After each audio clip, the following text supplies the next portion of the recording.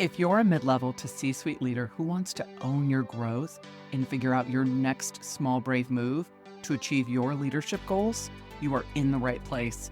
Welcome to the Small Brave Moves podcast, a weekly deep dive on how to be braver in leadership and in life for exceptional results.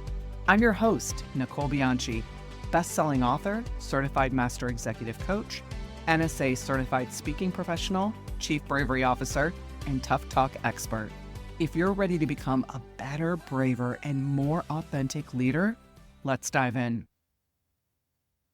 Hello, friends and brave leaders. Welcome back to the Small Brave Moves podcast. In today's episode, we're going to discuss how to prepare for tough talks in leadership and how you can create a process that will give you the confidence to lead brave conversations.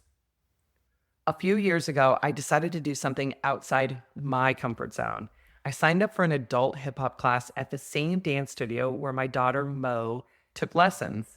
Now, let me tell you, I'm not the most graceful person, so this was definitely going to be a challenge for me. Every Monday night, I showed up, learned new moves, and had fun with the other adults in the class. And then one day, our instructor casually announced that we'd be performing a routine at the studio-wide recital. That room went silent. Nobody had expected that. And at the moment, I realized one night of practice a week wasn't going to be enough. I needed a process to help me get ready for this big performance. So I gathered a group of us. We practiced 4 times a week. And the more we practiced, the more confident we became. By the time the recital rolled around, we were ready. We were no longer worried about messing up the moves, and we were having so much fun. This experience taught me the power of preparation, routine, and discipline. And just like preparing for a dance routine, preparing for tough talks in leadership requires a process. When it comes to tough conversations in leadership, a process is essential. You can't just show up and wing it. A process builds habits, keeps you disciplined, and ensures you stay focused on your goals. And like any process, it can be refined and customized to suit your needs and the specific conversation you're preparing for. The 3 main phases to the process are: number 1, before the talk. Preparation is key. You need to get your thoughts in order. Anticipate what might happen and be clear on what you want to achieve. Number 2, during the talk. This is all about staying calm, managing your emotions, and staying open to what the other person has to say. You need to experiment with questions and always aim to end the conversation with alignment and action. After the talk, that's step 3. Reflection is critical. You'll only get better at tough talks if you take time to reflect on what went well and what you could do differently next time. Let's dive deeper into each of the phases of success. So before the talk, the most important work happens before the conversation ever starts. You need to take the time to prepare thoughtfully, and here are 4 steps I recommend. Step 1, prep. Get clear on what's going on. Write down those facts, your emotions, and what you want to achieve from the conversations. Here are some key questions to ask yourself. What are the facts to the situation? How do I feel about it? Am I angry, frustrated, maybe nervous? What outcome do I want? And what might the other person want? And what's most important for me to communicate in this conversation? Taking time to assess your thoughts and feelings will help you approach the conversation with clarity and confidence. Step 2, script. Now, I know not everyone loves scripting out conversations, but trust me, this step is important. Write down the conversation opener. Those first few sentences are crucial in how you start the conversation. Avoid apologizing or watering down your message. Write down a few key points about the situation, questions to explore the other person's perspective, and 1 or 2 questions that will help you align on next steps. Step 3, rehearse. Practice your conversation.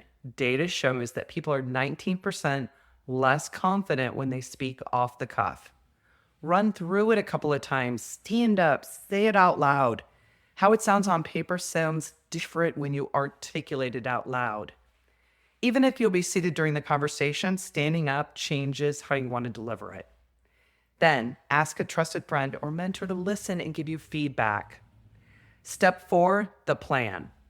Anticipate how the person might respond and plan for different scenarios. What if they cry?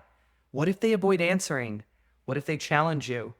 Knowing how to handle these reactions ahead of time will help you stay composed. Remember, the goal is to stay focused and guide the conversation. Let's talk through the 3 steps to practice during the talk. So now that you've prepared, it's actually time for the conversation. And here are those 3 steps. Number 1, step 1, manage emotions. Hold a loose grip on perfection. Things may not go exactly as planned, and that's okay. Stay calm, confident, and focused on the process. If you stumble, it's okay to pause and say, let me rephrase that. Step 2, experiment. Be open to adjusting your approach as the conversation unfolds. Ask different questions to explore what's going on with the other person. It's important to stay flexible and pivot if needed, but always keep the end goal in mind. Step 3, align. No matter how the conversation goes, always aim to lead with alignment. The person should take ownership of their next steps, and you both need to be clear on what actions will be taken. Be specific about timelines and expectations, and ask for verbal confirmation so there's no confusion. After the talk, the work doesn't stop when the conversation ends, and here's how you make sure you're improving with each talk. Step 1, I want you to reflect. Take time to think about, how did the conversation go? What went well? What would I do differently next time? Write down your thoughts and observations. Reflection is a powerful tool that helps you process what just happened. Step 2, action. What were the next steps you agreed to during the conversation? Make sure to follow through on those commitments. If the conversation didn't go as well as you hoped, discuss it with a trusted advisor or coach to gain clarity on your next move. And step 3, release. After a tough talk, you might feel drained. Take time to realize that energy, whether it's through a walk, a workout, or simply some quiet reflection or meditation. This is part of your process, and it's just as important as the conversation is. I've learned from experience that a process makes all the difference in tough conversations. I've had conversations where I didn't prepare and the results were just not pretty. For example, I once led a tough talk with a team member who was also a friend. And I went into that conversation assuming, I can handle it, right? I know her well. Well, wrong. Big mistake. The conversation spiraled. She resigned on the spot, and our friendship was never the same. On the other hand, I've also had conversations where I followed my process to the letter. I once worked with a company's executive team to assess their HR needs, and I had to deliver tough feedback to one of the leaders. Because I followed my process, writing down my thoughts, scripting the conversation, rehearsing, and planning for different reactions, I was able to deliver the feedback effectively and help him take action to improve. The bottom line is this: creating a process and following it completely is just as important as the conversation itself.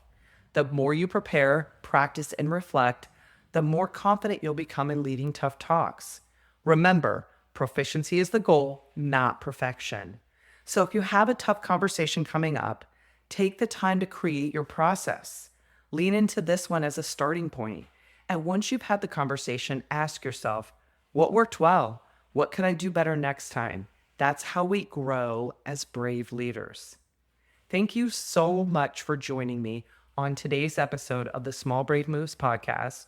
If you found value in this episode, please subscribe, leave a review, and share it with someone who might need help preparing in their very own tough conversations. Thank you for joining me for this episode of the Small Brave Moves podcast. If you're wanting to take this work even deeper, I'm here to help.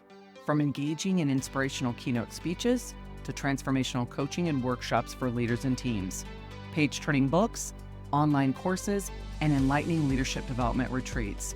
There are so many ways that we can work together to take your leadership to the next level. For more information, check out the show notes, and let's do this together, one small brave move at a time. See you next week.